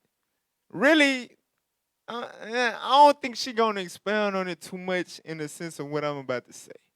But it shows pride. It shows that even though you not at the top of the totem pole, even though you have people ruling over you, you still have pride in your race. That's if you still have pride and confidence and love and passion for your race, and you keep and maintain that, eventually y'all gonna arise from y'all low estate. That's what they know in turn. Remember, the scriptures say the inward thought of every one of them is deep. They just can't stand it because you, like it's going to say, it's free, you free or whatever. It's really showing that, you know what I'm saying, you appreciate your God-given hair. You taking joy in the fact that you made in the image of God. Remember, they Satan. They the enemies of God. All right? Keep reading. A trailer for comedian Chris Rock's documentary Good Hair. Watch this. Go ahead. This is not just clever rhyming. Come on, y'all gotta know we at the top. There you go. Go ahead.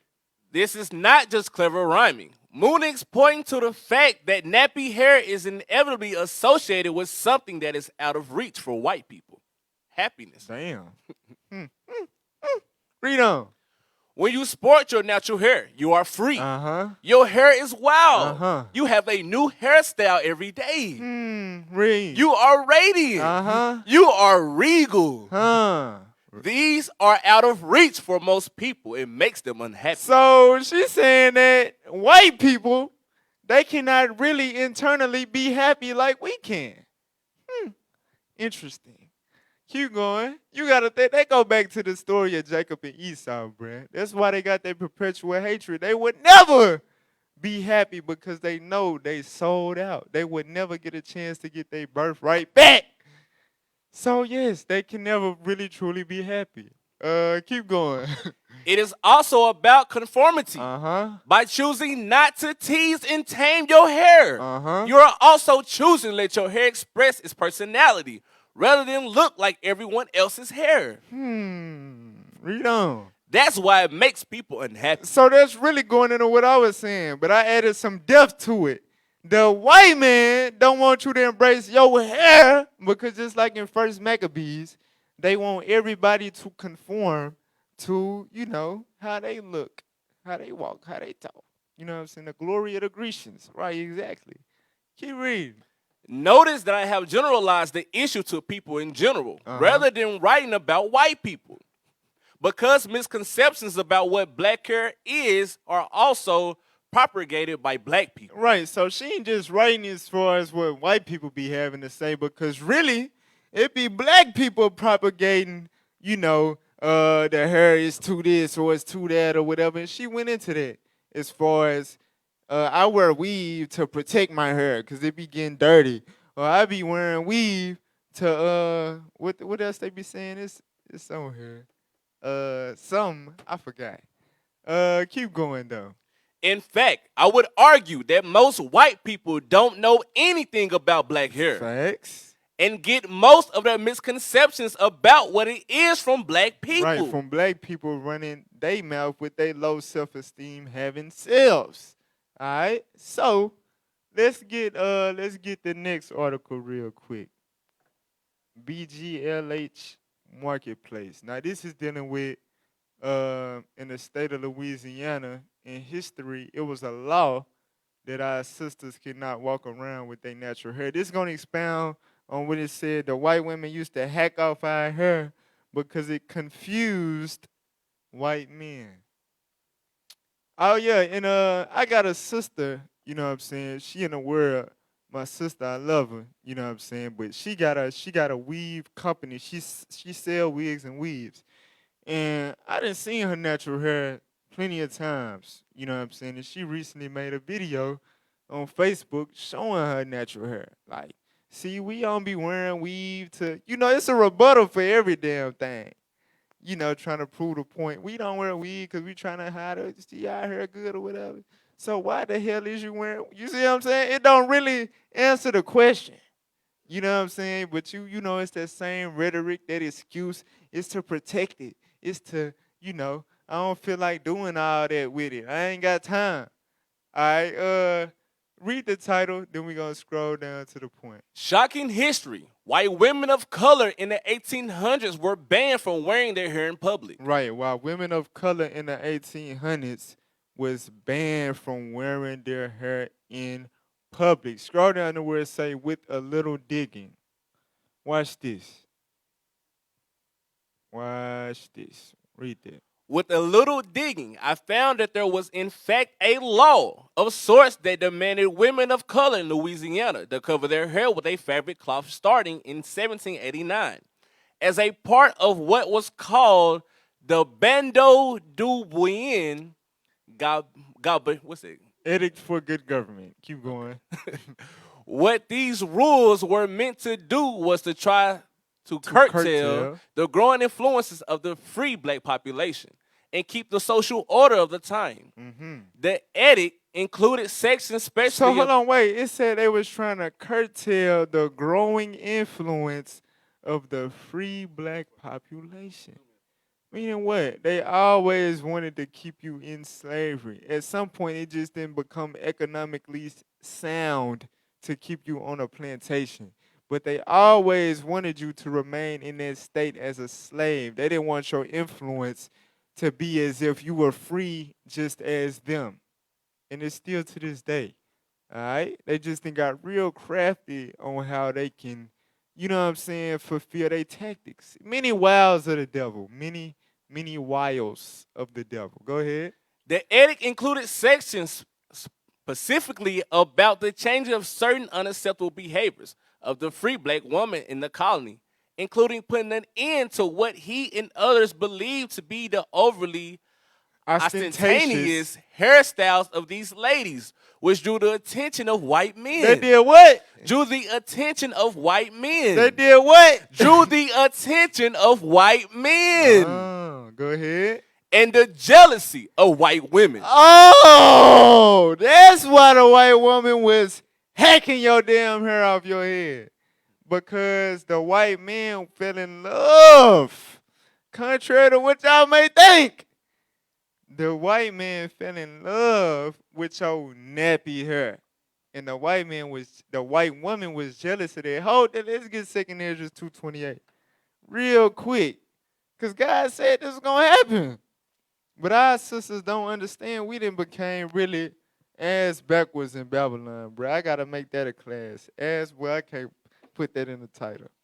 But ass backwards in Babylon, for real. 2 Ezra 2:28. The book of 2 Ezra, chapter 2 and verse 28. Uh-huh. The heathen shall envy thee. What did God say? The heathen shall envy thee. God said the heathen shall envy thee. They always had envy for us. Why? We got chosen people. We got melanin. You know what I'm saying? We got hair that defies gravity. We made in the image of the Most High God. You know what I'm saying? So, yes, the heathen will and always have and will continue to envy you. Believe it or not. That's what we just read in the article. Let's go back to it. Let's go back to the article. Come on. Where we at? Nah, the other one, the shocking history. Shocking history. IIT. You at the last sentence? These rules are called the tie-in laws. A tie-in is a headdress. So they enforce laws to make our sisters cover their woolly natural hair, their God-given hair. Scroll down. Let's read the next paragraph. Watch this. Apparently, women of color were wearing their hair in such fabulous ways, adding jewels and feathers to their high hairdos, and walking around with such beauty and pride that it was obscuring their status. So you know how we do. Okay, you gonna make it a lot to make us cover our head? Then we gonna cover our damn head with some jewelry, with some money. We decked it the hell out. So they were still mad. Read on. This was very threatening to the social stability. Read. White population. Right, exactly. Read on. Of the area at the time. The law was meant to distinguish women of color from their white counterparts and to minimize their beauty. To do what? To minimize their beauty. So they made the law to cover your woolly, nappy hair to minimize your beauty. So what the hell is you doing when you put weave in your damn hair? You are minimizing your own beauty. Let's continue. Black and multiracial women began to adopt the tie-in, but now without a little ingenuity. Come on. Many tied the tie-in in elaborate ways and used beautiful fabrics and other additions to the headdresses to make them appealing. In the end, what was meant to draw less attention to them made these ladies even more beautiful and alluring. So it's still backfired because our women still beautiful. Yeah, I said beautiful. Yeah, sorry, Captain O'Shea. Our sisters were still beautiful. You know what I'm saying? With their hair wraps, and guess what? That's biblical tradition as well. Our sister Judith, she braided her hair, her natural hair, and put a tire, meaning a hair wrap, on it. All right? Let's drop that now. Let's go to HuffPost.com. Man, I hope sisters ain't running off this joint, man. Let's go to HuffPost.com. We gonna read from the beginning, and we gonna stop at a certain point. Now, this was a sister, because like I said, it's always a rebuttal. You know what I'm saying? It's always that we don't even be doing that because of that. And blah, blah, blah, blah, blah, blah.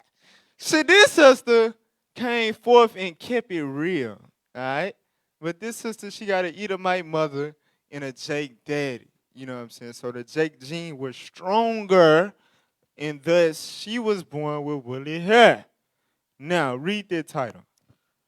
HuffPost.com. At 27, I still hide my natural hair. Here's why. Go ahead. You can read. Well, no, you good. You good. Read. I wear a partial weave.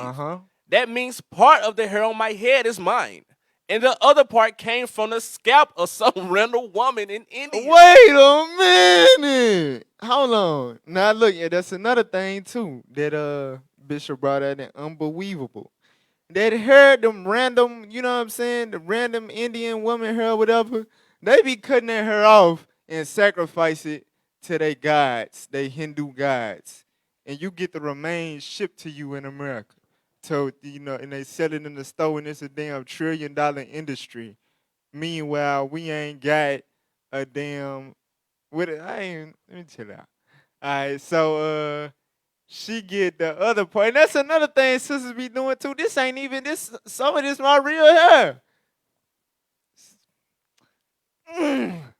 Anyway, this all praises for this sister coming forth and keeping it real. All right, keep reading. Watch this. With the exception of family members, Uh-huh. I can count on one hand the number of people who have seen me without a weave. I have been wearing partial weave since high school and didn't begin admitting it to people until just a few years ago. She been wearing partial weave since high school, but she just started admitting it, though. Read on. I am worried. I am worried. Come on now. Come on. Scroll. There you go. I worried people would assume I was a fraud or that it would unveil deeper insecurities. Deeper what? Insecurities. That's the thing, sisters. Hate to admit. That's the root of all that damn makeup and all that damn weave. You spending $200-$300 on some damn goat, raccoon, random Indian. You know what I'm saying? All that damn money because it's insecurity deep down inside. I don't give a damn what you say. All right, keep reading though. I am a 27-year-old half black, half white woman. White. Go ahead. When my hair isn't straightened and my weave is taken out, my hair is curly and frizzy. Meaning kinky. Let's scroll. I have a complicated relationship with my hair, to say the least. It has always been challenging for me to love and accept it. It has always been challenging for me to love and accept it. Go ahead. Even though I grew up in a diverse San Francisco Bay Area, my inner circle didn't include many people who looked like me. I attended Catholic school for 13 years. Meaning what? She went to school with mostly white folk. All right, read on. And was the only African American student in my class until I reached high school. Come on. Although I was rarely treated differently because of my race, it did make me feel inferior in some areas. The biggest area, vanity. Right, so that's the biggest area in which it made her feel inferior because of her hair. Vanity, vain. All right, go ahead, read that. From kindergarten through 8th grade, I was surrounded by mostly white girls with gorgeous straight hair. With what? With gorgeous straight hair. Notice, this is the mind of the destroyed black woman in Babylon. They assume, they identify straight hair as gorgeous. Now, not saying, because, you know, we got sisters, we got Northern Kingdom sisters. Hell, we got some Southern Kingdom sisters that's born with straight hair. We ain't saying it ain't gorgeous, but remember, the author of beauty got woolly hair. She ain't gonna call that gorgeous. But the straight hair, you know what I'm saying, that most Edomites have, that they're born with, is identified as gorgeous. Read on. I was always envious. I was always what? Always envious. I was always what? Envious. We don't like to admit these type of things. We don't like to include these words when we give reasons to why we do stuff. But she keeping it real. She said I was always what? Envious of how their hair would move when they walked or turned their head. You know them commercials, CoverGirl, and the all of that. She was envious of that. Let's remember that word, envious. Go ahead. Even Black Barbie had straight hair. Ooh, now that go into the crafty counsel of the enemy. Why the hell you making Black Barbie with straight hair? She's saying, look, if you want to be beautiful like the regular Barbie, you got to put weave in your damn head. Now, look, you dropped it.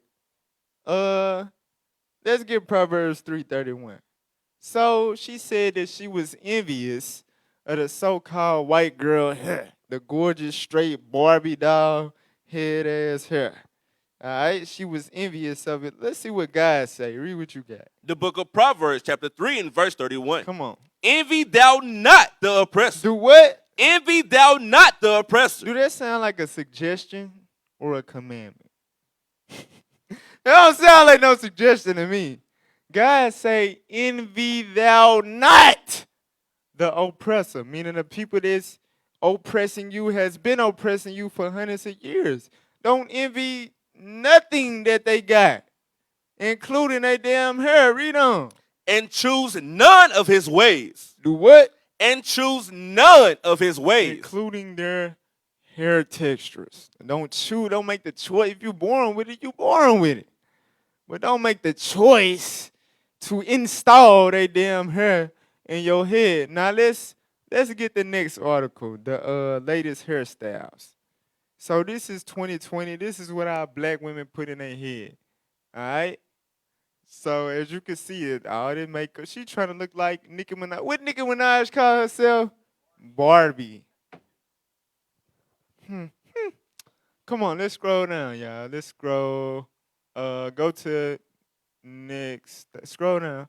Okay, yeah, this here right there. So look, it say Indian hair. Indian. No, I just want number 2, 3, and 4. Just to show, because the Bible say envy thou not the oppressor, right? The Indians, you know what I'm saying, are the modern day descendants of the Persians. What did they have us in? When you read about your beautiful foremother, Esther, that had woolly hair, it was beautiful, more beautiful than all the damn women on the face of the earth. Where was she at? She was in Persia. All right, that's the Indians today, and that's the people here that you put in your head. Meanwhile, you couldn't find a damn Indian woman to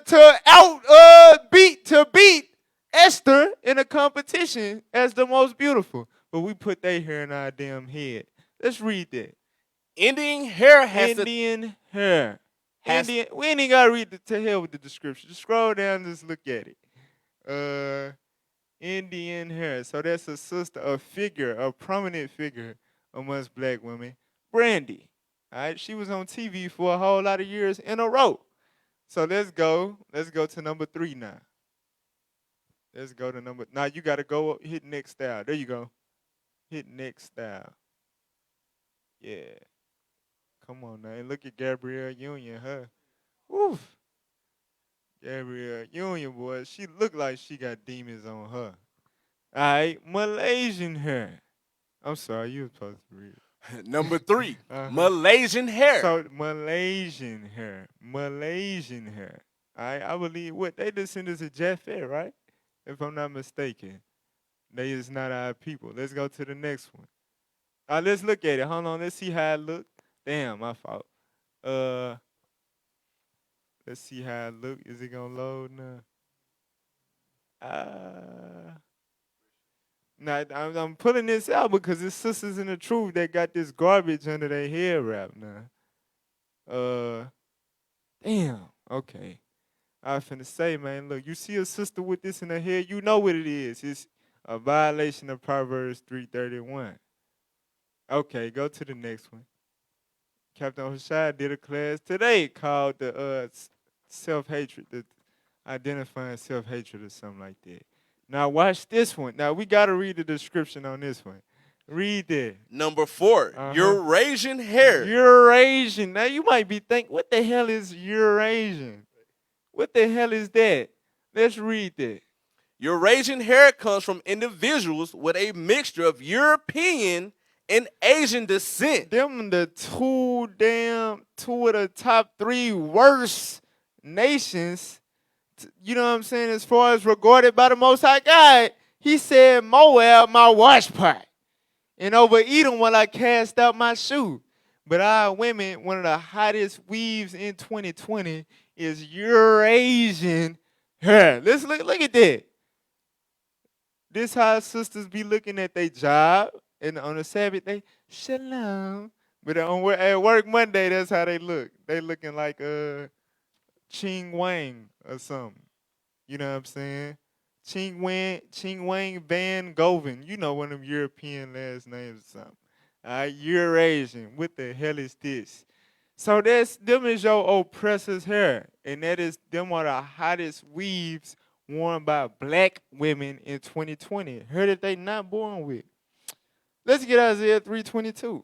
Let's see if it's any consequences from God from installing the oppressor's hair in your head for violating Proverbs 3:31. Let's see. Read what you got. The book of Isaiah, chapter 3 and verse 22. Come on. The changeable suits of apparel. And 24, my fault. 24. Verse 24. And it shall come to pass that instead of sweet smell. Because once upon a time, you know what I'm saying, when our sisters was wearing modest dresses and skirts and not tight pants, you know what I'm saying, it was a sweet smell in that area. God said, instead of sweet because you in Babylon wearing pants, read on. There shall be stink. It's going to be a little fishy. It's going to be a little tart down there. You know what I'm saying? That's what God say. God's stirring up that smell. For real. That's a judgment. Read on. And they should really be trying to get it right, too. You know what I'm saying? It ain't happening. It ain't happening. You still putting on them Levi's, and hey, it ain't happening. It's going to continue to smell like a fish fry. All right, keep going. And instead of a girdle, a rent. Read. And instead of a well-set hair. Instead of well-set hair, meaning woolly hair, nappy, kinky hair, instead of that hair, read on. Baldness. God gonna make you bald. Let's see what that's called scientifically. Can we get that on the screen? Can we get that? Damn, I ain't even seen y'all that. Google. No, matter of fact, just pull up the article. Pull up the article, Hopkins. It's gonna say, now read that, watch this. Hair loss in black women. Tips from an expert. So this is dealing with hair loss in black women. Scroll down to the highlighted part. Watch this. Scroll, hold on, wait. Now what? It said, what can I do about traction alopecia? Alopecia. The Bible say baldness. Esau science say alopecia. All right, scroll down to the highlighted part. Come on, let's get it. Scroll down to the highlighted part. Damn, what the hell? Was it just on the phone it was like that? Let me see. Scroll up. Scroll up. Scroll up. Black women. Yeah, it was highlighted on my phone. Watch this. Black women. Black women, in particular, are prone to a type of hair loss called traction alopecia. So we just read that the daughters of Zion, because they want to, certain things, certain ways they carrying themselves, you know what I'm saying? God, instead of well said her, you going to have baldness. Esau letting you know black women are prone to a type of hair loss called traction alopecia, which is caused by what? Heat, chemicals, and tight styles. The chemicals going into all them damn perms and relaxers. Go ahead. That pull at the hair root, including some braids. Right, them long braids. I know sisters in Israel that see braids. Because you would have had braids in it. Stop playing yourself. Stop playing yourself. Why the hell when you take them braids out, it ain't nothing there but shrivels? Stop playing. You work with your real hair. All right? Let me chill out. Including some braids. Go ahead. Dreadlocks. Extensions. They go into the partial weave. It ain't all weave. It's, what she say? Partial weave. Right. Extensions. Read on. And weave. And what? And weave. And what? And weave. So what caused baldness on a black woman head? Weaves. The installation of weave. God said, look, y'all don't want to rock my hair that I fearfully and wonderfully made y'all with. Guess what? I'm going to cause y'all to lose that damn hair. Y'all going to be looking all ashy and patchy. All right? You could drop that down. All praise to the Most High. So, look, we're going to deal with the third thing. We're going to have to run through this one. I ain't got much time. The third one, the third childish thing that our sisters got to put away is low-class social media behavior. Now, I really want to dive and dig deep, but I don't got a lot of time. So let's pull up the Thirst Trap Urban Dictionary. Now, you might be thinking, sisters in Israel, sisters be having a whole dress, whole scarf, but, it's that certain, and you know what I'm saying? Sisters still posting thirst traps on Facebook. Some of y'all watching right now. Your profile pic is a damn thirst trap. Let's read that. Thirst trap, UrbanDictionary.com. A sexy photograph or filthy message posted on social media for the intent of causing others to publicly profess their attraction. Right, trying to get, all the hard eyes and all the, the DMs and all of that. Watch this. Keep going. This is done not to actually respond or satisfy any of this attraction. You ain't doing it, you know what I'm saying, to, satisfy the people that's looking at it, Reed.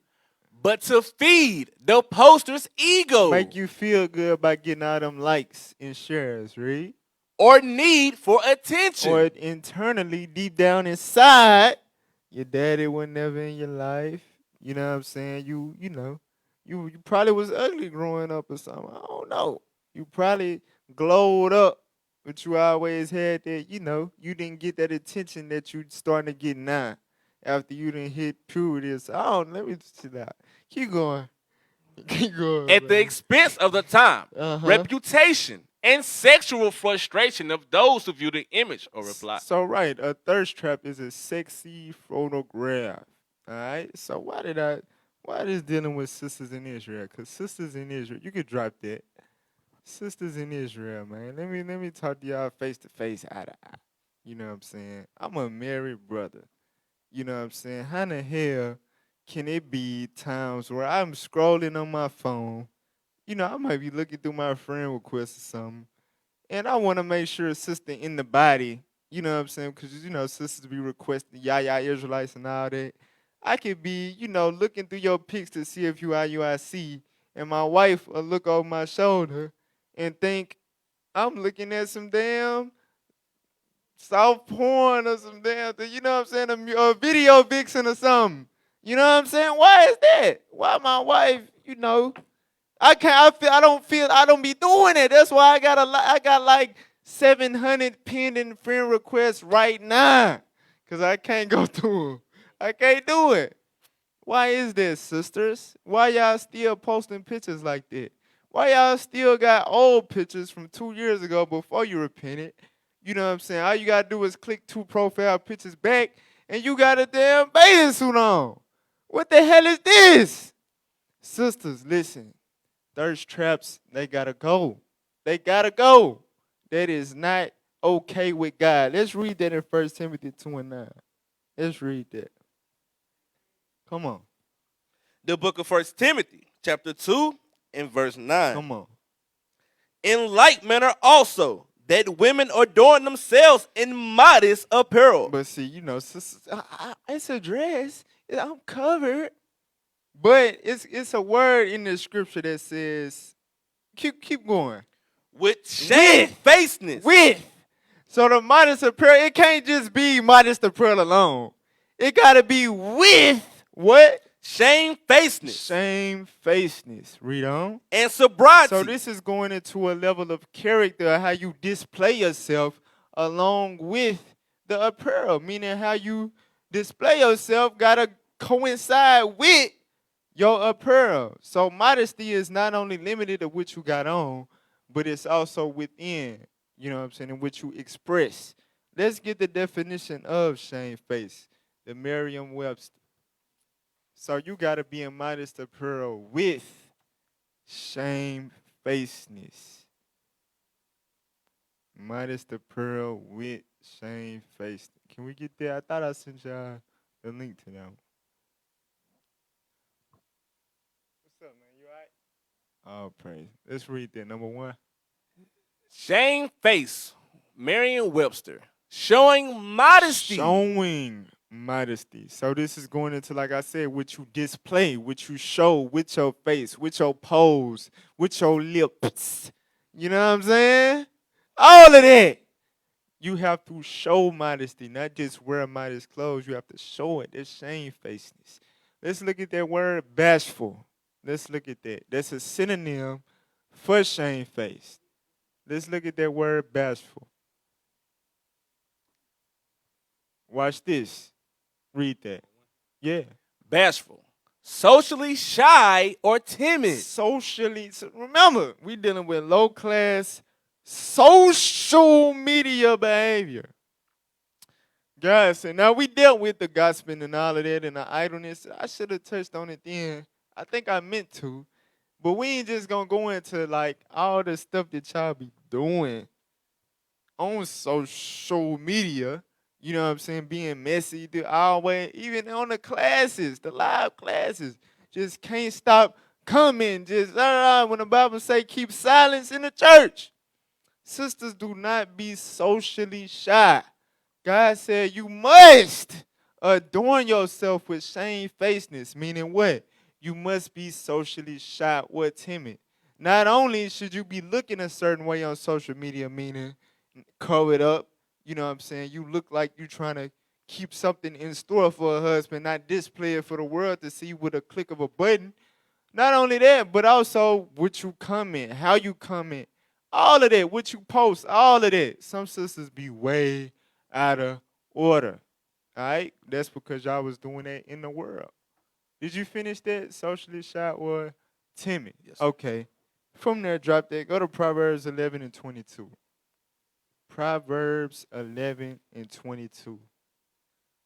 The book of Proverbs, chapter 11, and verse 22. Uh-huh. Is a jewel of gold and a swine's snout. Uh-huh. So is a fair woman which is without discretion. Read that one more time. As a jewel of gold. A jewel of gold. That's something that people spend thousands of dollars on. That's something that's highly valuable. You know what I'm saying? It's treasure. It's regarded as treasure. God said a jewel of gold in a what? In a swine's snout. Remember, swine, a pig, that's one of the nastiest, filthiest animals on this planet Earth. They the bottom feeders of the earth. You got to think about it, bro. Have you ever seen a real swine? Just imagine, bro. It could be a damn bankroll in their mouth. You not finna, you know what I'm saying? You not, hey, you got it. You got it. Oink, oink. You got it. You good. You know what I'm saying? Meaning what? The stock, the willingness of wanting to get that jewel of gold drops all the way down. You understand? So God is making an analogy here.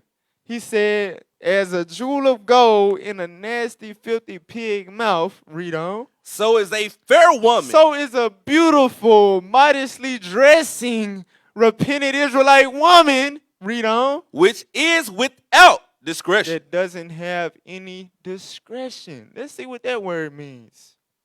Discretion. Let's see what that word means. So if you beautiful, you got your hair wrapped, you got the dress, but you don't got no discretion when it comes to social media.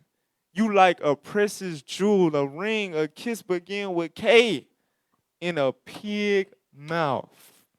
You ain't nobody gonna want to deal with you. Let's read that.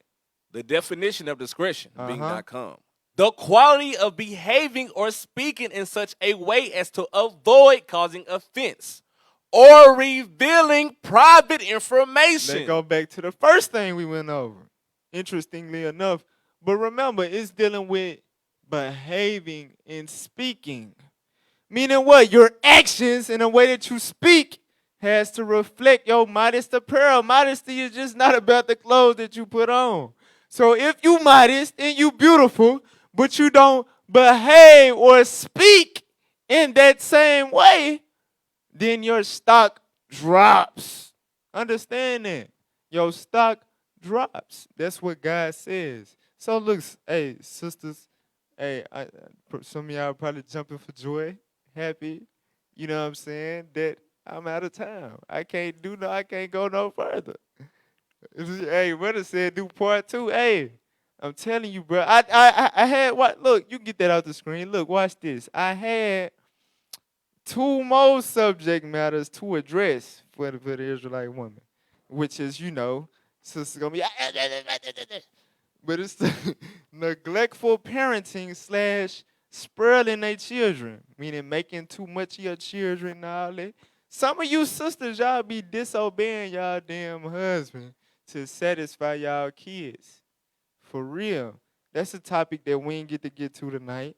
And number 5, the unwillingness to submit. Woo! So we probably gonna do a part 2 because we gotta get it in. You know what I'm saying? But look though, hey, all praise to the Most High for another, you know what I'm saying, edifying Monday night. You know what I'm saying? Look, the moral of the story is, matter of fact, I got one more script. Go to 1 Peter 3. 1 Peter 3 and 3. Yeah, I got time for one more. 1 Peter 3 and 3.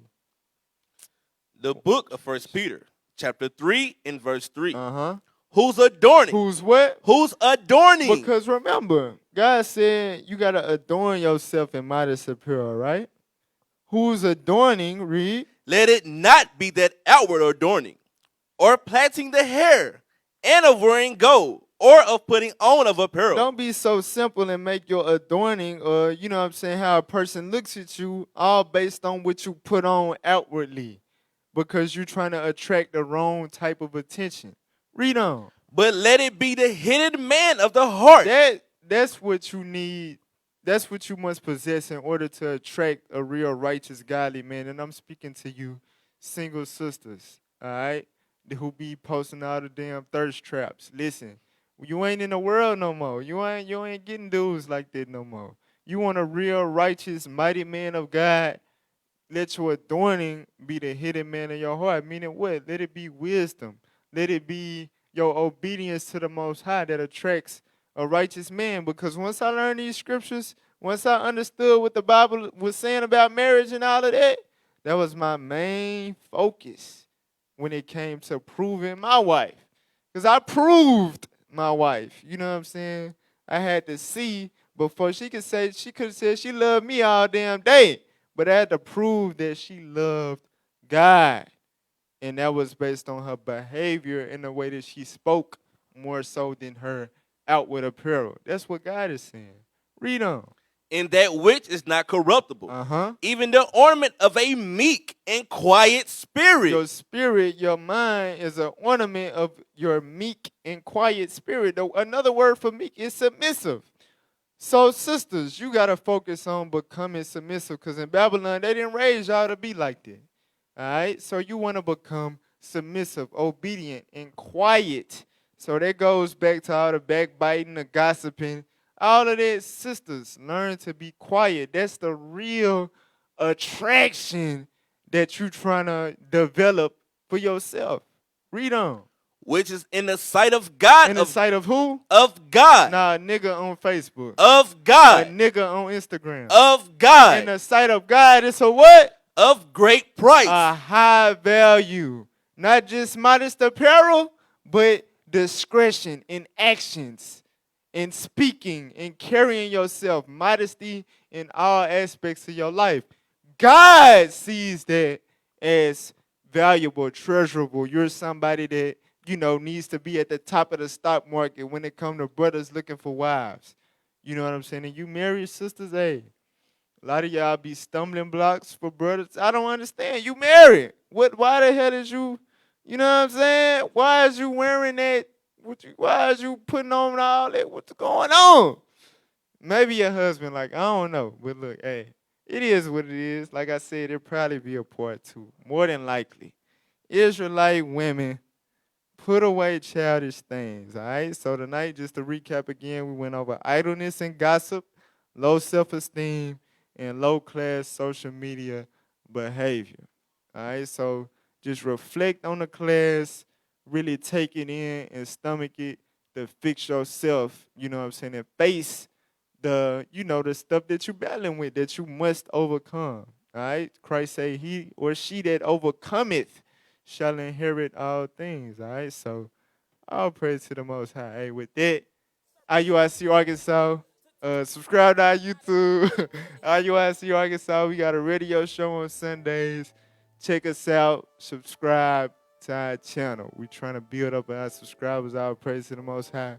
With that, we say shalom, Most High in Christ bless.